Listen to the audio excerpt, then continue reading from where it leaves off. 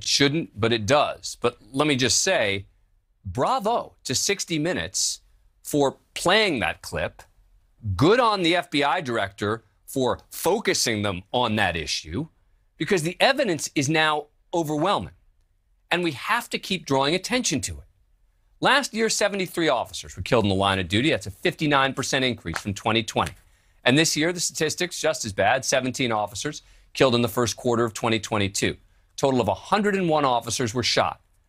But there's so much more than just numbers. These are men and women with families. Men and women who put their lives on the line to protect and serve our communities every day. You see them in the grocery store, at all children's Little League games, at worship services. They are vital to neighborhoods, and they deserve to come home to their families every night. People like Officer Drew Barr in Case, South Carolina, who was killed yesterday while responding to a domestic disturbance. He was a canine officer, pictured here with his faithful partner, a black lab retriever named Molly. Officer Barr was struck by a single bullet just before 3 a.m. on Sunday during a 7-hour standoff with a guy inside a house. It was the second time Officer Barr had been shot in the line of duty during his 6 years of service. He was 28 years old, and his death isn't even included in the first quarter of the year statistics I mentioned. There are people like Salinas, California officer Jorge Alvarado Jr., a U.S. Army vet who served as a police officer for 6 years. Officer Alvarado shot to death in a traffic stop in late February before he could even get out of his vehicle. He was 30, survived by his fiancée. People like NYPD officers Jason Rivera and Wilbert Mora, shot and killed back in January while responding to a domestic violence call involving a mother and her son. Rivera and Mora walked down a hallway. The son came out from the bedroom, opened fire on both officers. Mora was 27, Rivera was 22. I could go on and on. While officer-involved shootings of civilians receive breathless coverage from the left-leaning media, particularly if the officer is white and the person shot is black, those same outlets are almost always silent when it's the officers who are gunned down. On both CNN and MSNBC today, there was not a single mention of Director Wray's comments about police increasingly being killed in the line of duty. Not one. And that is not surprising. Joining us now, Jeffrey McCall, Professor of Communications at DePaul University. Thank you so much for coming back on the show. We appreciate it. So why do you think that the media has been, I don't know if we want to call it resistant, I don't know if you want to call it reluctant, to cover this issue? Well, first, let me say, I don't think it should take a 60 Minutes interview for Director Wray to take on this issue. I mean, he's got a big soapbox, and he's wondering, like, why there's so little attention to it. Well, he could help provide more attention to it himself. But let me say this in terms of the media.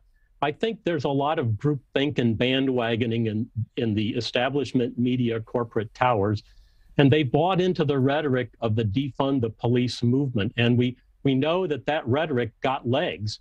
And for a couple of years, the narrative across the country was that the police officers were the bad guy.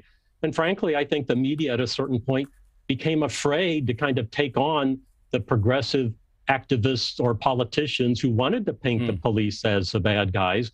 And so they were very hesitant to try to provide balance. Now, we all know that we want good policing, and there are occasions when there is bad policing, and that needs to be covered. But that doesn't mean we cover that without context, and that we don't provide the perspective or the balance for the dangers that police officers face every day in their careers. Because as you said, these people deserve respect. They're there to protect us, and they have a right to go home. Civilization hinge on having solid policing, and we need to cover it in a way that shows the respect for civilized society.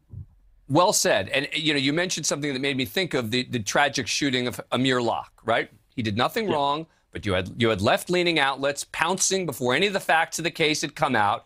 Sure enough, after an investigation, even the liberal attorney general of Minnesota found the officers acted within the law.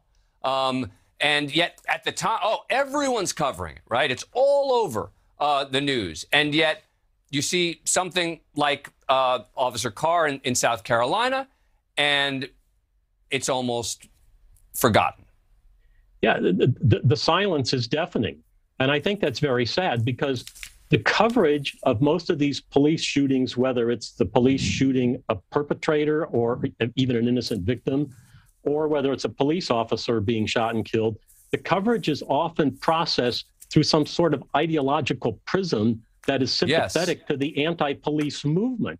And I don't understand that necessarily because, number one, that's dangerous for police officers to have this narrative being, proliferated through society. But it also makes it very hard for these police agencies to send their people out with a straight face, knowing they're getting targeted. And police agencies, as you know, I'm sure, are having a very tough time recruiting and staffing their officer corps.